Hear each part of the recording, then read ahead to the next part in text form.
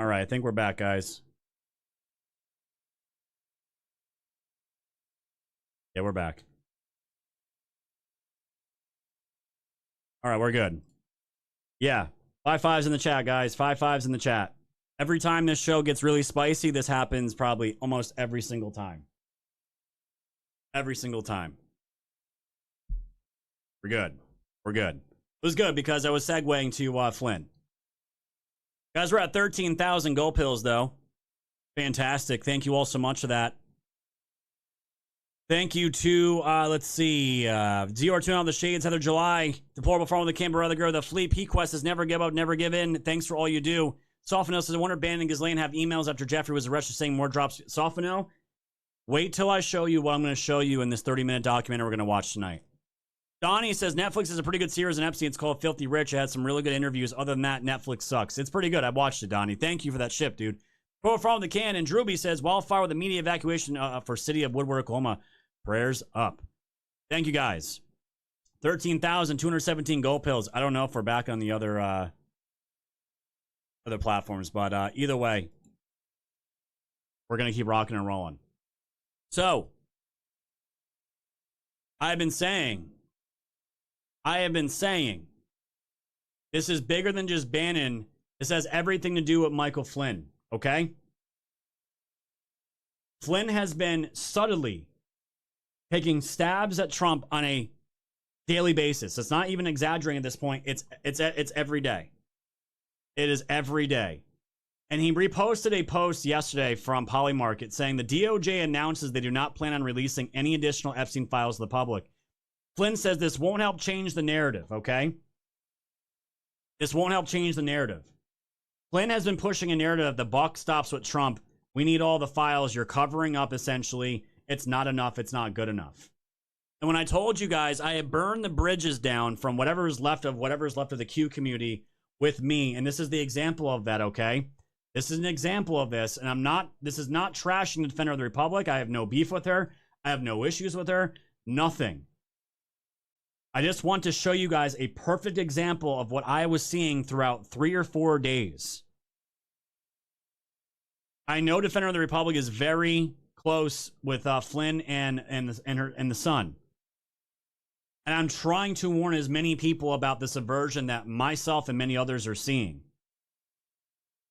And we got into a back and forth, and I showed her some examples, and know what she says to me? She's like, what happened to you? What happened to you?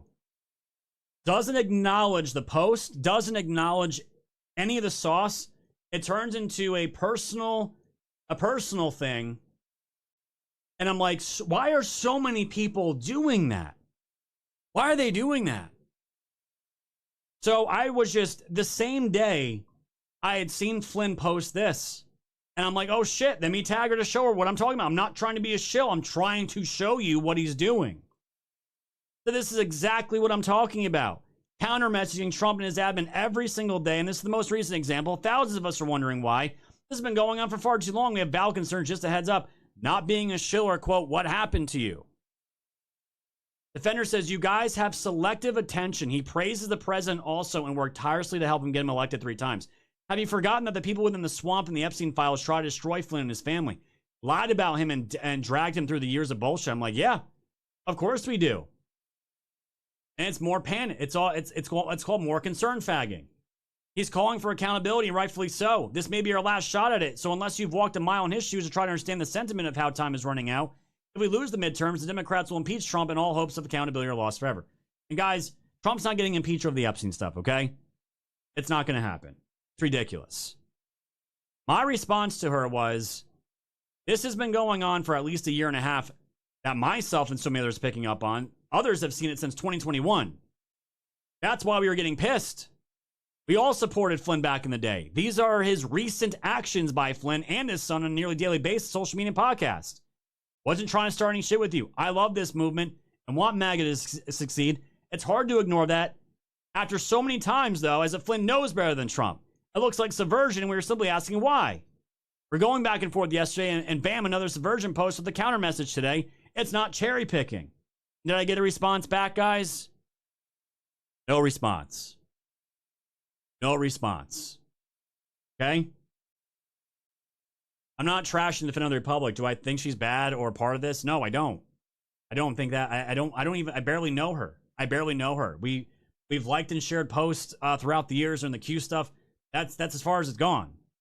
That's literally as far as it's gone. But I am trying to gauge the reaction for the people that I know are around Flynn. And this is what you're getting from Flynn again. What is being released right now is not transparency. It's called controlled disclosure, fragments, selective timing, curated narratives, carefully engineered confusion, enough to distract.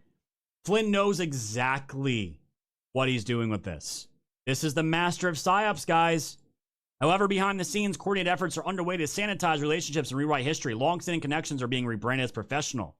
They want you debating instead of examining the evidence. They want emotion instead of investigation. There's that word emotion again. Crazy.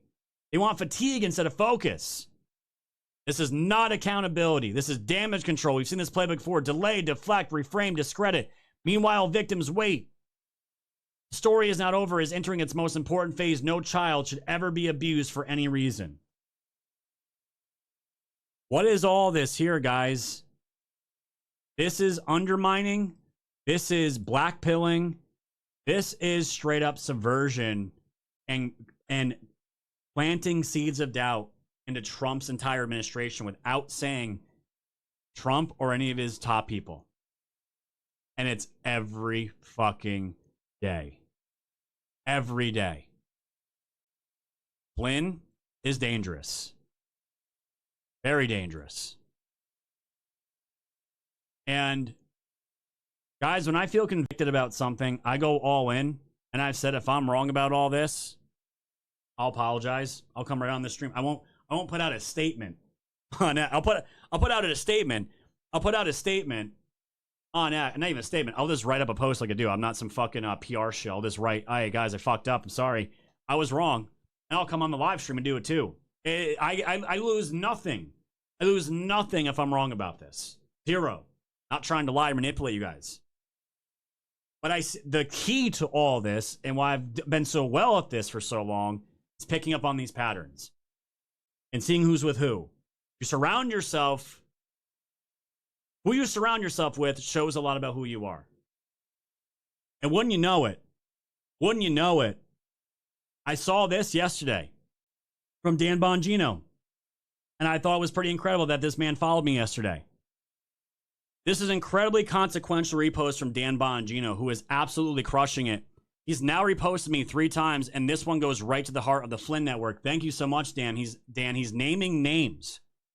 This is only the tip of the iceberg. We have much to unravel as this insurgency has penetrated far beyond the Flynn influencer network to local and state GOPs, churches, and many causes. But the outcome of the public learning about how we've been deceived and misled will be far stronger, more wise, and discerning and ethical movement that is equipped for the many years long upcoming political battles to restore our constitutionally protected liberties and the prosperity of this nation. What did Dan repost?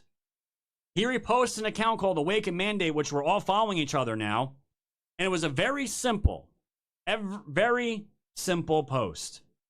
The Flynn Network exposed. And what did Dan Bongino repost?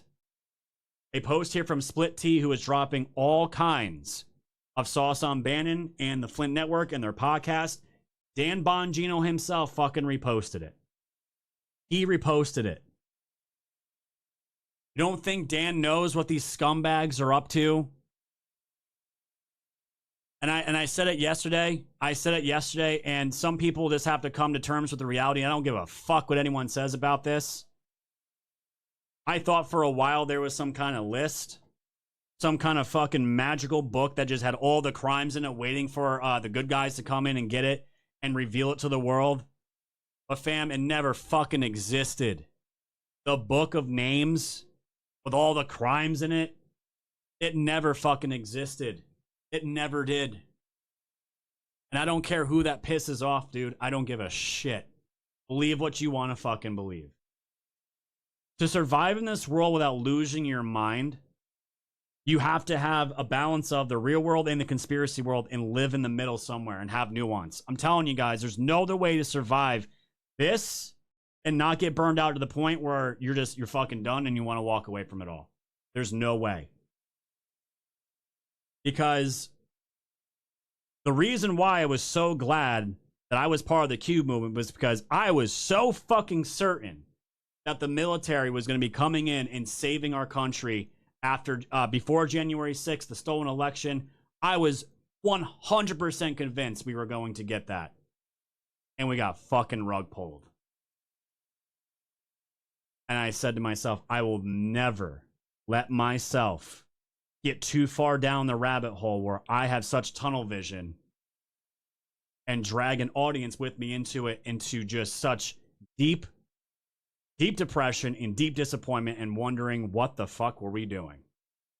Won't do it. And it has served us well, guys. It has served us well. This is what Dan had to say about Bannon. You don't think this man knows? And, oh, by the way, back to, sorry, I didn't mean to miss this too. On the Epstein thing as well, there are a lot of people mentioning there. I always got kind of annoyed that people didn't give us, you know, the opportunity to get out and explain before they had jumped to conclusions. I don't jump to conclusions on anyone. But if you're Bill Clinton, Reid Hoffman, you know, Bannon or others out there. Up. Who? Did he say Bannon? Reid Hoffman, you know, Bannon or others out there. Then, you know, I'm not jumping to conclusions on anything. However, you know, I've spent 4 shows now explaining what we did and why. It's up to you. If you agree with it, don't agree with it, like it or don't. It's fair game. I'm fair game, was a public figure. But people called for transparency, and now you got it.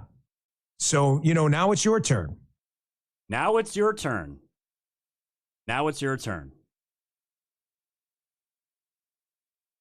The real world, guys, about how this shit works is resources, money, and time. If you don't think Dan and Cash looked into this to try to get to the bottom of it and realize, okay, with what we have left, doesn't guarantee any arrests.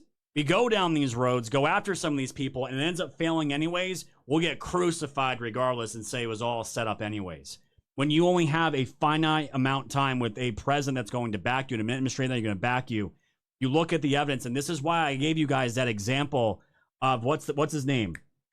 From Victoria's Secret. The owner of Victoria's Secret.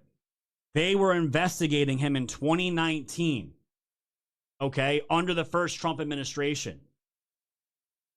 And the evidence that they had to go after him was not enough, and the lawyers had to drop it. And what did I say? I gave you guys the breakdown of the lawyer speak around that. Once that happens, and you go after a person a second time, that droppage of that first case can be widely used in your defense, and you'll get fucking nowhere. Lex Wexner. That, unfortunately, guys, is how the shit works. You can't just go rogue and just fucking take everybody out. That's not how this shit works. It's frustrating, guys. Trust me. I'm frustrated. You know who these people are. But you have to have a reality check. Bannon called out by Dan Bongino. Gee, I wonder why. Now, are you guys about to have your mind blowns? You're about to have your mind blowns. Your mind's blown, not blowns. Okay. This is why, guys, I am telling you, this has got to be, it should be one of the biggest stories among our side right now. Okay? Bannon's misdirection, mastered your misdirection play right now. Right now. Tweak, my brother. Have your opinion, dude. And guys, I love Tweak too. Tweak, me and Tweak we got different opinions on stuff. But he's good. The fact is, guys, that we don't agree on everything is good. We're not a cult. But yeah, try not to attack each other, all right? I love all you guys. You guys are good. I guarantee you, most of us met in real life, we'd probably all be really good friends. Because, guys, this is not our entire lives, right? Let's get back to this. Bannon's mass misdirection play right now is we need to shut them the fuck up and just make them think this was about a documentary. That is the play right now to maintain what he has. And what I found here in this documentary, guys, that we're going to watch the whole thing. We have to watch this because barely anyone knows this. Okay. This isn't smoking gun evidence, guys, but we have been around the block for a while now and understand exactly, Tweak. We hang the fuck out and talk about the good times and toast to freedom. Exactly, dude. Exactly. I know that. I know that, my friend. Trust me, I know. We're good, man. We're good. There's a couple of people that disagree with me a lot on this stuff, and it's fine. It's all good. I love you guys all the same. What I'm about to show you guys is when you start seeing the snakes in the snake pit constantly overlapping each other, constantly around each other, around big world shifts and economic changes and company moves and corporation moves, power moves to get to the top of the ladders, all circumventing around each other over decades, it starts to get to a point where this isn't just a coincidence anymore. Because what did I tell you? Get that one question in your minds about what is. How did Steve Bannon just all of a sudden just connect with Epstein to do a documentary? How does that happen? How does that happen? People forgot that Steve Bannon was a big financial tycoon in his come-up days. What was Epstein? The same exact thing. I'm going to show you guys because there's too many coincidences here. Okay? I believe their relationship goes back as far as 1987. And it all comes down to this one French bank. Ended up collapsing, ended up getting Maxwell, the King Maxwell, his money. Jeffrey Epstein was funded by it, and the rest is history. You guys ready for this? Ain't nobody talking about this. 1985 until nobody talking about this. This is what I want you guys to understand.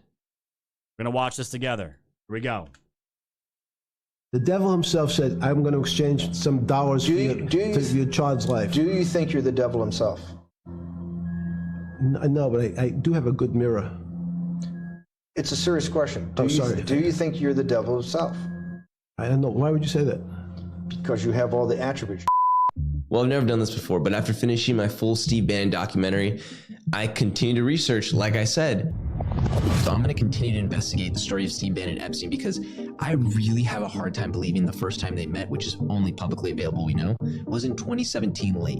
On January 30th, the DOJ released another 3 million pages, 180,000 images, and 2,000 videos were posted public. And to be honest, it's been a very slow drip with these Epstein files, and we've received more files than I really ever thought we were going to see. And Steve Bannon is mentioned at the point of this over 17,000 times through all these files and text message, emails, and whatnot. That's not business partners. That suggests very close friends. But the big question remains, are we going to see a list of the people involved with the mass trafficking scheme? Well, after watching this video, we might already know more than what most people think if you can connect the dots. So in my further deep dive research, I found something, or should I say Henry Abbott from True Hoop found the holy grail of evidence that Bannon and Epstein were way closer than they publicly admitted, or than that Bannon has publicly admitted. And I'm just gonna go outright and say the information timelines are so compelling.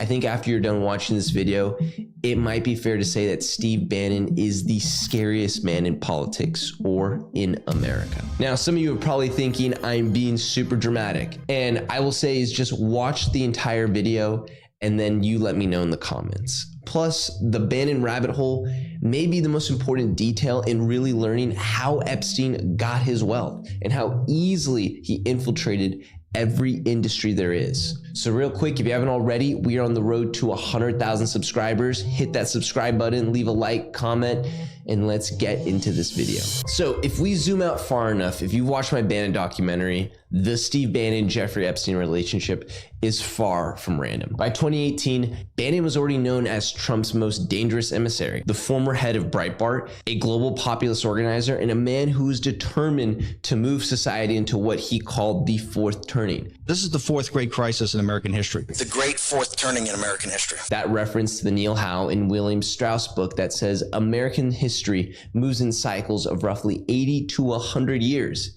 each divided into four turning or eras: a high confident expansion, an awakening spiritual rebellion, an unraveling individualism versus institutions, and then a crisis, a major upheaval. Bannon, a self-proclaimed anti-establishment guy, and Leninist, i.e. his word, quote, his goal to bring everything crashing down and destroy the state. That's what he has stated. So his views are already alarming unless you agree with that idea that everything needs to be uprooted and destroyed. And like I said, the only publicly available data we know, and you can ask ChatGPT, Google, Grok, or whatever AI platform you use, is that Epstein and Bannon didn't meet each other directly until late 2017 when he got fired from Trump, or early 2018 from some accounts.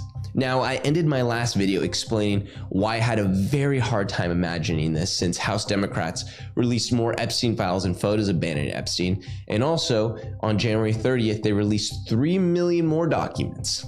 Because the Epstein-Bannon have so many crossovers. Epstein was at Bear Stearns in the 80s, Bannon at Goldman Sachs the same time. Yep. And ultimately, the $1 trillion question as to why was Steve Bannon making a documentary on Epstein, trying to rehab his image, and having over 15 hours of alleged interview sessions. It doesn't seem like this all happened within 2 years before Epstein allegedly dying. I just don't buy it. Luckily, as I've mentioned before and will mention again, from the help of Henry Abbott in the True Substack, go check him out, as well as other journalists, the timeline may actually go back a few decades, 1985 until February 1990. At Goldman, he was helping companies defend themselves against hostile takeovers. After living on Wall Street for 2 years, Bannon moves from New York City to Beverly Hills, of all places, to help Goldman Sachs expand its presence in the entertainment business. But then just over 2 years later, Bannon and a senior colleague ditched Goldman Sachs and decided to open their own small investment company, still in Beverly Hills. So check this out. According to Bannon, the firm's clients over the next half dozen years included Crédit Lyonnais. That's a French word that I'm butchering and will continue to butcher. This is the bank I want you guys to pay attention to. MGM and Polygram. The French banks are going to be the most important and possibly explain why Epstein had one of his apartments in Paris. Because now we need to look at one of the most famous Epstein clients, and that is billionaire and former CEO of Apollo Global Management, Leon Black. The man who paid Epstein $170 million between 2012 and 2017 for taxes and estate planning. A simple Google search will tell you that extremely high net worth people like Leon Black may pay anywhere from $2,000 to over $25,000 from help, maybe even $100,000 or slightly higher. But $170 million in 7 years makes absolutely no sense. In 1998, the company was acquired by an offshoot of the French bank Société Générale, and he remained there for a couple years. He had brief stints at Jefferies, an investment bank, and as a talent management company, The Firm, as a strategic advisor. Now, at the same time, Leon Black was rising through Drexel, Burnham Lambert, the most aggressive and notorious investment bank of the era. He was there from 1977 to 1990 in New York City, the same exact period Bannon was at Goldman Sachs in New York City. But here's where it gets weird. Most bank centers are in Manhattan. Drexel's center of gravity wasn't. It was in Beverly Hills, where Bannon would relocate. So here's where the actual timeline starts to matter.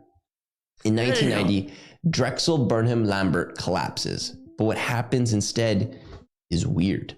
Because almost immediately after Drexel's falls apart, the same foreign French banks start showing up behind the scenes over and over again. Crédit Lyonnais, which I will keep butchering. So stay with me. Around that same time, Crédit Lyonnais is doing massive business with Robert Maxwell, Ghislaine Maxwell's father, who from all my previous videos I've done was pretty clearly a Mossad, MI6, KGB intelligence cutout or asset, kind of like Adnan Khashoggi, which go check out those videos. So when Maxwell suddenly dies in 1991 and his empire implodes, banks all over the world realize they have been stiff. According to the Los Angeles Times, Crédit Lyonnais was widely described as the biggest loser in the whole mess. Not one of many, the biggest. And that is the same Maxwell that Craig Unger later writes about in American Compromat. The guy allegedly helping Soviet intelligence design a system of front companies to move billions through commodities embedded themselves into Western markets.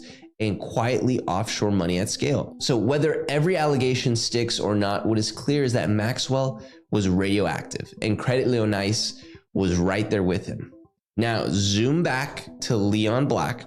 After Drexel collapses, Black is suddenly untethered. Wall Street is spooked, the whole junk bond network is toxic, and yet, according to Apollo Global's own origin story, Credit Leonice cold calls Leon Black and offers him an enormous sum of money to start a brand new firm. That firm becomes Apollo Global Management. Just sit with that for a second. An aggressive French state-linked bank already overextended, already doing questionable deals, is the one stepping in to bankroll the next American private equity giant immediately. Crazy. Now, here's where Jeffrey Epstein enters the picture. So journalist Jesse Hornbluth told his former colleague Unger that he met Epstein long before Apollo Global. At the time, Hornbluth said Epstein was spending a lot of time with Leon Black, the multi-billionaire investor who was running one of the biggest investment banks in the country. In one of the quotes, Epstein and I talked about Leon Black, Hornbluth told me, and this was in 1986. And it doesn't stop there. At almost the exact same moment, Steve Bannon is moving through the same financial ecosystem. So Bannon leaves Goldman Sachs in 87, and he starts his small investment shop in Beverly Hills called Bannon and Company with a few ex-Goldman Sachs guys. And one of the firm's clients is Credit Leonice, the same French bank. So now you've got the Bannon's got this. One of his clients is the same French bank that was doing the money for Robert Maxwell, Leon Black, and Jeffrey fucking Epstein. I see some of you are saying, yeah, we know a lot of this already. We have never tied in Bannon's own fucking personal timeline and where he was working into all of this mix. The same fucking client, that same French bank, was also working under Steve Bannon account management. same bank tied to Robert Maxwell's collapse, Leon Black's rebirth, and Steve Bannon's early deal making all clustered together around the early 1990s. Those are some crazy coincidences, especially since all these players have direct ties to Jeffrey Epstein. Credit Leonice eventually gets bailed out by taxpayers and executives go to prison. And that mystery only deepened when Credit Leonice Paris headquarters burned to the ground right around the same time investigators were expected to arrive and look into it. Officially, it was just a fire. Unofficially, it erased a lot of the paper trail. But you're still telling me with all these overlap that Bannon never met Epstein until 2017? It's just strange, the people they're around, the behaviors, the actions, and what ends up happening to them. Now we get to the $1 trillion question, or more like the $10 to $20 million question. And that is asking, how did Epstein get all his wealth? Well, I think we may now know. Due to, again, Henry Abbott's detective work, I'm giving him the credit here, not me, because right around 1990 and 1991, as Robert Maxwell's empire is collapsing in real time, Jeffrey Epstein is quietly doing business with him. According to Craig Unger's American Compromat, Epstein may have been entrusted with somewhere between $10 and $20 million of Maxwell's money shortly before his death. The working theory among investigators has always been that this money was moved out of reach of creditors. What happened to it after that? No one really knows. But what is known is that shortly after Maxwell dies, Epstein, a man with no obvious track record, no public resume, no clear source of income, suddenly becomes wealthy, not just any wealthy, uber wealth. Sure, he worked at Bear Stearns and invested in Riddell sports helmets, but that doesn't explain his ultra wealthy net worth. That includes private planes, Manhattan townhouse, Paris townhouse, island property, Zorro Ranch, New Mexico. That unexplained jump has never been fully accounted for. And this missing Maxwell money is one of the few moments in the timeline where it even begins to make some sense. Now zoom out for a second. Look at the shape of this. We go back to our favorite French bank. I just want to recap this. I want to make sure you guys get this in your heads, okay, with Bannon. And I made sure I wrote this down in Grok. It's a dense 1980s, early 1990s financial nexus centered on Credit Leonice, a huge French state-linked bank infamous for scandals that ties together Steve Bannon's own investment firm, Leon Black, who later paid Epstein 158 to 170 million, Robert Maxwell, Elaine's father, whose stolen pension money helped seed Epstein's unexplained fortune right after his death in 1991. Late 1980s and mid 1990s, Bannon side after Goldman Sachs, Bannon co-founded Bannon and Company, a boutique media Hollywood investment bank. Bannon himself has repeatedly said one of their clients was Credit Lyonnais, whatever French gay name this bank is. That was one of Bannon's clients at the same time all this stuff was going down. But they never met before? When the bank was drowning in bad Hollywood loans, the infamous Giancarlo Peretti MGM fiasco that cost the French taxpayers billions, Bannon and Company helped, quote, roll up and manage the bank's distressed loan portfolio. Bannon came in with his team and helped clean up this bank that was tied to Robert Maxwell to do damage control for them. In 1998, Bannon & Co. was ultimately acquired by another French bank, Société Générale, by the Credit Lyonnais relationship that was active in the early mid-1990s. At the same time, Leon Black / Apollo side. After Drexel, Burnham, Lambert collapsed in 1990, Credit Lyonnais cold called Leon Black and gave him massive startup capital to launch Apollo Global Management. And the same time, Robert Maxwell was deeply tied to Credit Lyonnais. Maxwell stole 400 million plus euros from Mira Group employee pensions, then died at sea in November 1991 under suspicious circumstances. Right after that, Jeffrey Epstein had serious unexplained wealth. Multiple reports state Epstein helped manage or receive Maxwell family money post-death. Epstein also kept a Paris apartment, convenient for French banking connections. Leon Black, by the same bank, pays Epstein that money for tax and estate planning. Bannon records 15 plus hours of interviews with Epstein in 2019 and helps him with PR image rehab. So, what you have at the end of all this, it shows the same scandal-plagued French bank was a client of Bannon's firm, the seed funder for Leon Black, and entangled with Maxwell's empire at the exact moment Epstein's fortune magically appeared. Coincidence?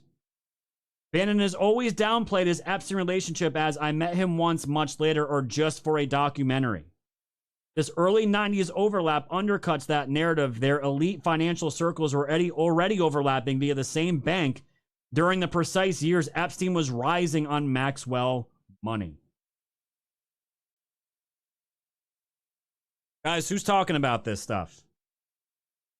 This is where General Flynn comes into the picture. Credit Lyonnais, which is deeply tied to Maxwell as his empire collapses. That same bank is tied to Steve Bannon, right as his finance career is getting off the ground. That same bank cold calls Leon Black after Drexel collapse and bankrolls the creation of Apollo Management. Leon Black later bankrolls Epstein. Epstein's handling Maxwell's money right before he dies, apparently. No single one of those facts proves a crime itself. But when the same institutions, same financiers, and the same characters keep intersecting at moments where money vanishes, empires implode, and power quietly transfers hands, it stops feeling random, which is why the Steve Bannon story ends up being a lot stranger than most people realize. And once you keep pulling on it, just keeps getting weirder and weirder. So here's where I might lose a few of you because it has to do with mind control. Now, I know it sounds crazy, but this is the beginning stages of a company called Cambridge Analytica, which we all know about from the 2016 election. So in 1992, a company called SCL Group is founded. According to reporting by the New Yorker, the SCL specialize at understanding how people think, how fear spreads, and how emotions, not facts, can drive behavior. From the beginning, it had deep ties to the United Arab Emirates, where powerful royal families were already plunged into global finance, intelligence services, and Western elites. So one former employee described the atmosphere inside the SCL as Game of Thrones level stuff. And I think he's alluding to people who's been saying that reference for weeks now. Getting killed or moved around and just power. Rich people, governments, no rules. The company was dominated by two elite British insiders, Nigel Oakes, who lived in Dubai, and Alexander Nix, who would later run SCL's America offshoot, Cambridge Analytica. So Oakes was unusually honest about what they were doing. In 1992, he openly said their techniques were inspired by Aristotle and Hitler. The goal wasn't persuasion through logic, it was emotional control, fear, identity, grievance. Get people to feel first, then justify later.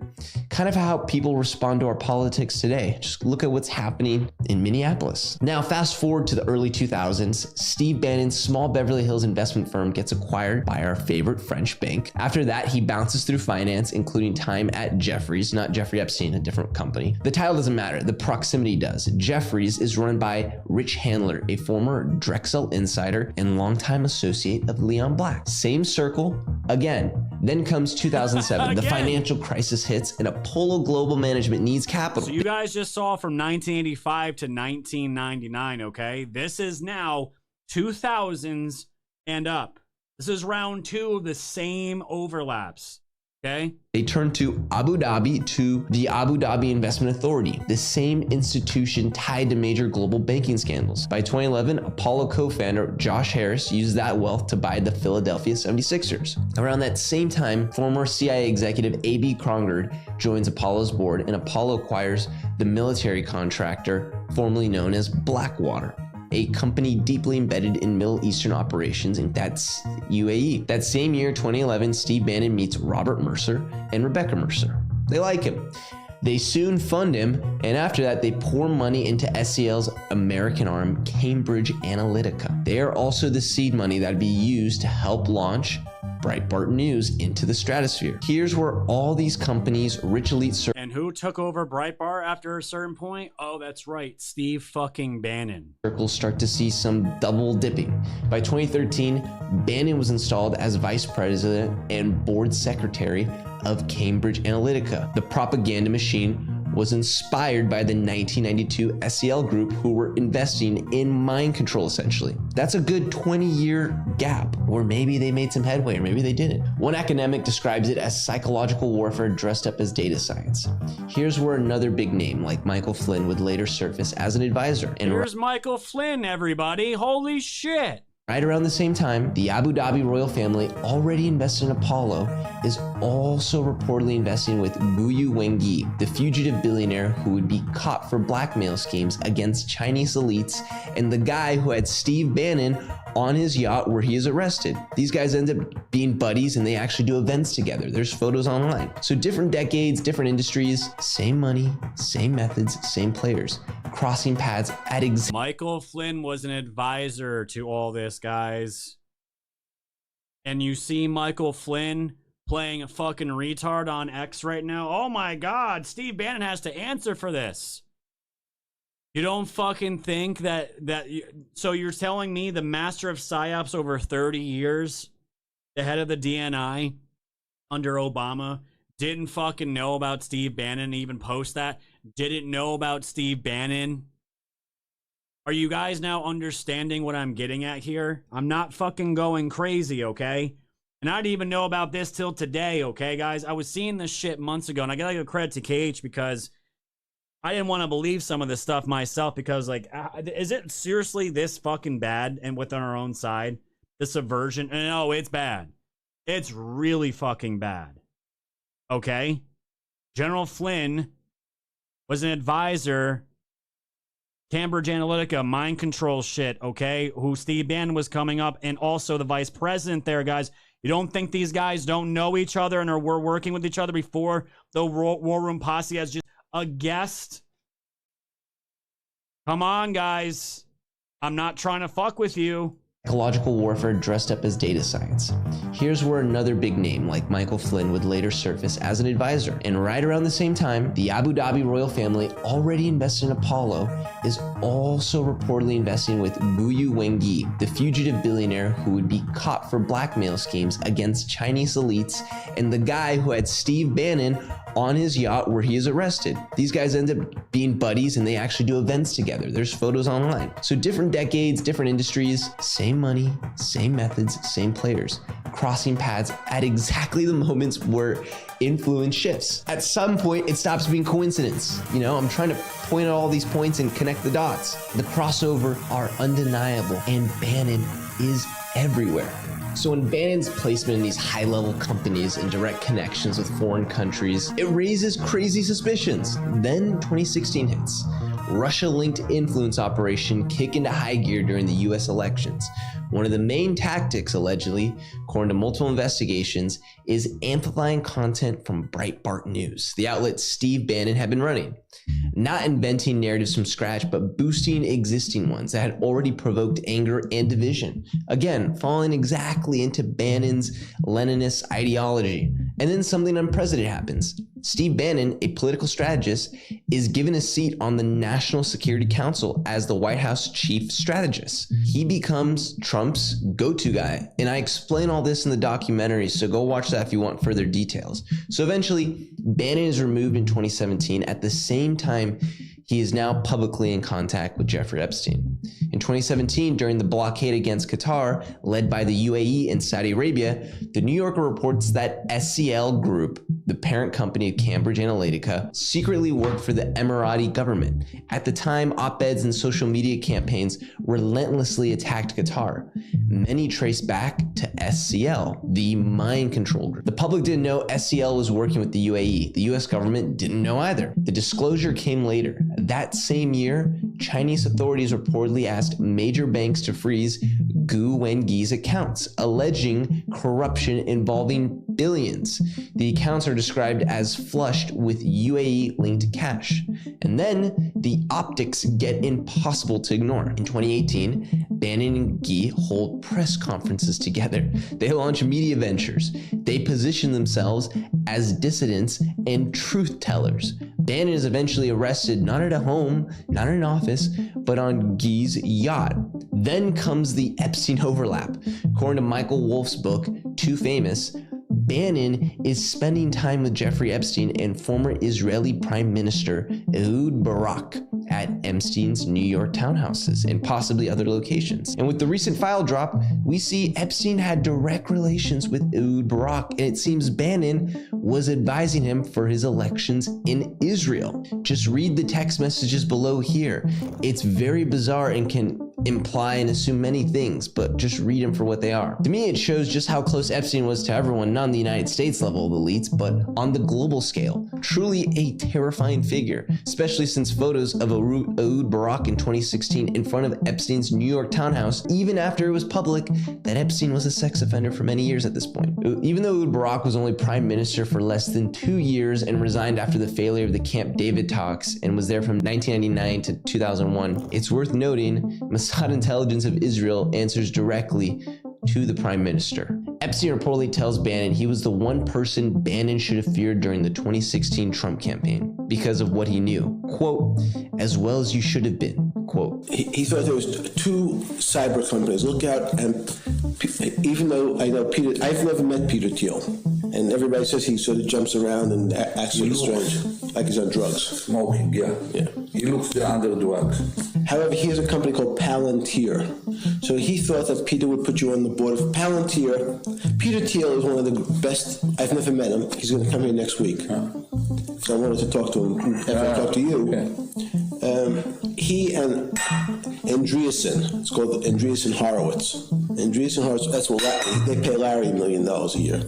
So after Bannon's firing, we mentioned the previous year that Bannon became focused on rehabbing Epstein's image for a reason no one knows except Steve Bannon. And with the recent file drops on January 30th, we see exchanges between Epstein and Bannon planning to shoot at the sites where all the molesting and rape took place. From Epstein's Zorro, New Mexico ranch in August to New York City townhouse to Paris in July 16th through 20th, and even planned to go to Little St. James July 8th. Just look at this message exchange between the two.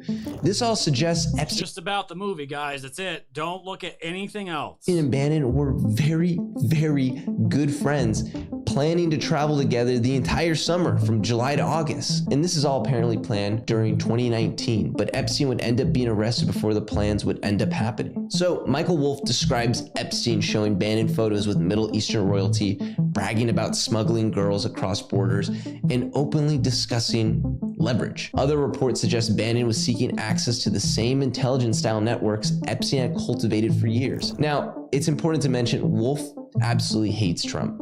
and the MAGA movement. So it's hard to discern how much of it is a personal vendetta and how much of it is accurate. So take it with a grain of salt. But with the recent files drop, we do see some bizarre messages between Epstein and Bannon that might be alluding to some alleged crimes, where Bannon states, quote, "Thanks again for yesterday. Really terrific day." Epstein says, who's a guy who can't spell for the life of him, so you have to decipher what he says here, but he says, "We should do more fun things. Life is short. 1, join will organize a meeting with the powers behind Time's Up. They prefer academic setting for cover, already in the works. 2, where are you now based in DC? Do you need another base? Question mark. Financing. 3, I thought Summers thoughts remanufacturing jobs had legs. Can you manufacture jobs instead, or does the base require the former?" With Bannon saying, "My house is a small compound right behind Supreme Court that acts as a great base." And Epstein ends it with, "Cool." So again, these text messages, bizarre. Does it imply anything? We really don't know until we see the list, and then we can make conclusions. But hovering all over this is Leon Black, because from 2012 to 2017, as we know, Black pays Epstein $158 million, some even say $170 million, in a number so large it ultimately forces Black to step down from the firm he founded. When Black testifies before the Senate Intelligence Committee in 2018, he casually mentions that he and Bannon share a mutual friend, a fixer connected to Russian oligarchs close to Putin, and the same names keep crossing paths at moments of maximum. If this was some op, guys, why would Leon Black bring up the fact that they had him and Bannon had a tie to one man, and that being Jeffrey Epstein? Give me a break. This is why I'm saying, guys, I can't take the retardation anymore. We're going to finish this. There's about 6 minutes left, guys. I know it's a lot of information, but again, you want to know what's going on? Really want to know what's going on? It takes time to digest this stuff and to get it in you. Leverage. By 2020, Bannon is arrested for fraud. By 2021, he's indicted for contempt of Congress after refusing to testify about January 6th. And at that point, the question isn't whether Steve Bannon is controversial. The question is how one man keeps appearing at the crossroads of money, intelligence, psychological warfare, and political chaos decade after decade, and always walks away alive. Well, I did touch on this in my previous video, but with the recent files drop on January 30th, there's more to the Trump section with Bannon. So Bannon was the White House chief strategist for Trump before being fired in 2017. Well, months after, Steve Bannon and Jeffrey Epstein see a spike in their conversations back and forth from the recent file release. Many have alluded to the possibility that Epstein was attempting to coerce or even influence Donald Trump through Steve Bannon. Because despite the firing of Bannon, Trump still reached out and continued communication with him. It's evident through his podcast, The War Room, how much of a Trump supporter Bannon still is, as he's also trying to push for that third presidency term for Trump, but he's also mentioning that he might put his hat into the ring as well for 2028. Nonetheless, the messages between Epstein and Bannon show Epstein's behind-the-scenes distaste for Trump, even Bannon mocking him. Just look at this exchange here where Epstein vehemently makes fun of Trump's weight and calls for a heart attack. It's also hilarious seeing Bannon frustrated with Trump on not actually reading the immigration bill that he was helping with. And let's look at this exchange, which seems to suggest that Bannon was directly involved with advising Trump during the first term tariff war with China. What makes it so eerie is the fact that Epstein congratulates Bannon for the success. Now, this is speculation to make it clear. Just about a movie, guys. But if we look at that timeline, it seems Bannon is reaching out to Epstein as one of the first few people to share the news of success for the Trump admin. And after that announcement, Epstein invites him over for brunch. One could assume that maybe Epstein was directly affecting policy through Bannon, but again, this is pure speculation. An interesting theme is Epstein trying to get Bannon to influence Trump to have a common enemy, calling China a perfect piñata. You can tell he truly was trying to undermine Trump every step of the way. So when you pull all this together, the banks, the money, the intelligence overlaps. Guys, who did Bannon, and I know this because I used to watch The War Room, who is the number one enemy that Bannon pushed all the time on his show? It wasn't Russia, it wasn't Iran, it was always China. It was always China. And here's the text of Epstein saying that, yeah, Use China as the perfect piñata. And Bannon writes, yes, yes, yes.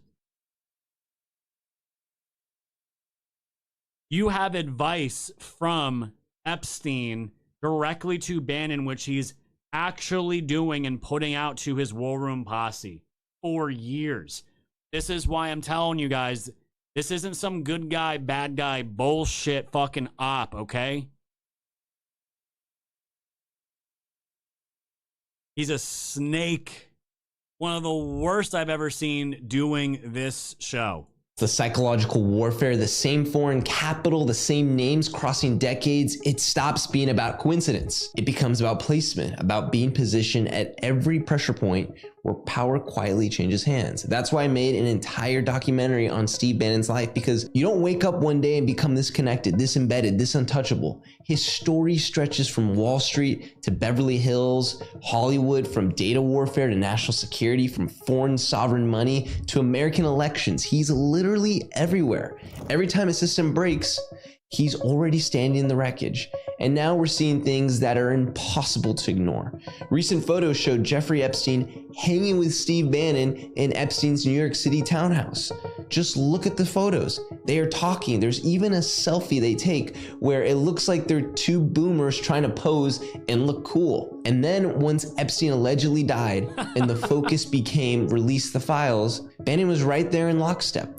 Even when the Trump agenda made releasing the Epstein files priority number one, which they still haven't done, Bannon has been one of the most vocal demanding the release of the Epstein files. He's yelling louder than almost anyone while quietly sitting on 15 to 16 hours of recorded interviews that he personally conducted with Epstein. And who knows what's on those interviews? Interviews that can answer questions he claims to care about. Look, that's not exposure, that's control. And he is the master of redirection. I've said this. Epstein was terrifying not just because of his crimes, but because he was everywhere.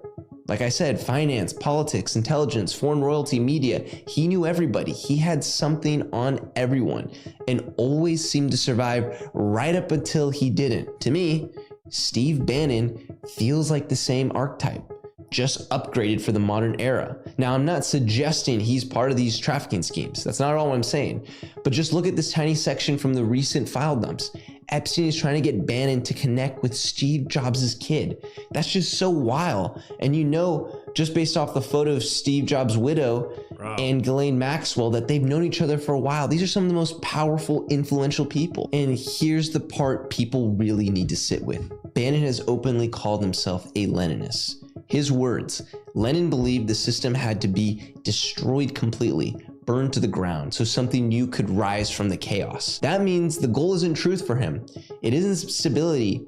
It isn't even winning. It's about collapse. And he's said this himself. I'm not taking him out of context. So when you see what Bannon is pushing for, what outrage he's amplifying, what files he's demanding, what enemy he's pointing at this week, the most important question isn't what he wants you to look at. It's what he's making you not look at. Because history shows us this over and over again. The most dangerous people aren't the ones hiding in the shadows. They're the ones who know exactly where to aim the spotlight and exactly when to turn it away. And when Bannon is emailing Epstein, Epstein sends himself a long list of names. Allegedly, some of these people on the actual list on June 30th, 2019. In the subject, it says, "List for Bannon Steve." My suspicions of Bannon's knowledge on Epstein and his power grow even deeper. This is a very wide mixed list of academics, financiers. It's like 50 names, guys. David Rockefeller, Bill Gates, Reid Hoffman, Peter Thiel, Steven Pinker, Howard Gardner, John Kerry, George Mitchell, Chuck Schumer, Ehud Barak, Jacques Lang out of France, Vitaly Shurkin out of Russia. Politicians, royalty, media families, tech founders. Just look at how I organized the names here. I made it sure to show their respective career fields, their country, their wealth type. These are all household names, and the fact Bannon was asking for the greater list 1 week before Epstein being arrested, and then Epstein never replying back, is truly stranger than fiction. And we find in the recent file drop that even as far back as April, Steve Bannon is asking for the list from Epstein, to which Epstein does not respond. So that concludes the Steve Bannon and Jeffrey Epstein connection. Shout out again to Henry Abbott of True Hooper for doing the hard research on this, and then Julian Dory pointed me in the right direction. We are on the road to 100,000 subscribers. So I'm going to give you guys a link for this. I know you're all asking for it, and I want you guys to... He has 2 other videos on Steve Bannon. I watched the other one. It's Steve Bannon's history about basically when he was born to how he came up to where he started his banking business. That's for you guys in there. What I just played for you guys was a pretty good laid out documentary showing you guys that this is not just Bannon was trying to work a source to get ahead of the left. Okay? There's a reason why Michael Flynn is not in Trump's orbit anymore. There's a reason why Bannon is not in Trump's orbit anymore. And I've said there's so many obvious, simple things that Trump will surround himself with the people that he fully trusts. And if you're on the out, you're on the out for a reason. If you don't think Trump knows about all this shit pertaining to Bannon at this point, he'll play stupid in front of the cameras, guys. Behind the scenes, there's no doubt that Trump knows about all this.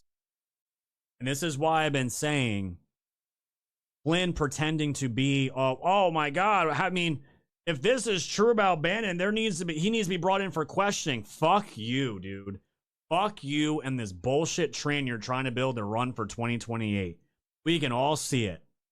We can all see it. You got Lara Logan putting up photos, AI photos of General Flynn saying, President, it's time, and Flynn holding a baby. Okay? I just want to show you because these are all the, quote, MAGA influencers. Lara Logan has not said shit about Bannon. Jack Basabic. Apparently Benny Johnson did, but it was some bullshit response. Rich Barris. Not a fucking word. Mitchell from Rasmussen Polling. Not a fucking word. And I'd have to imagine, guys, they have to be getting paid something from being on their shows, and they cannot nuke the hand that feeds them, no matter how bad it looks. And it's disgusting. Rich has been going on drunk bingers. I can't prove that, but you can just see when someone's wasted, just post after post after post, losing his mind, going after Trump and the administration with his polling numbers, and he believes in those numbers. That's fine. That's fine. I'm going to find this, guys, because, again, I'm going to show you. Here it is. There's one. Join now with a conversation with General Michael Flynn. For $39, you can become a champion and get access to a live webinar, a signed pocket constitution, exclusive member-only events. One big fucking giant grift. And it's so disgusting. Once you see it, you can never go back. I need to find this picture, guys. I need to find it because I need to show you because this is disgusting. Here it is. This is exactly the subversion that I'm talking about. Lara Logan. Mr. President, it's time. You know what that says, guys? That means Trump, it's time to hang it up. Please, Trump, it's time to hang it up. You've tried, but it's not enough. And we need to bring in the general to save the children, to save the babies. Guys, this was 4 days ago. And I see this shit because I interact with it so much because what do you interact with the next, guys, will continue to show up in your algorithm.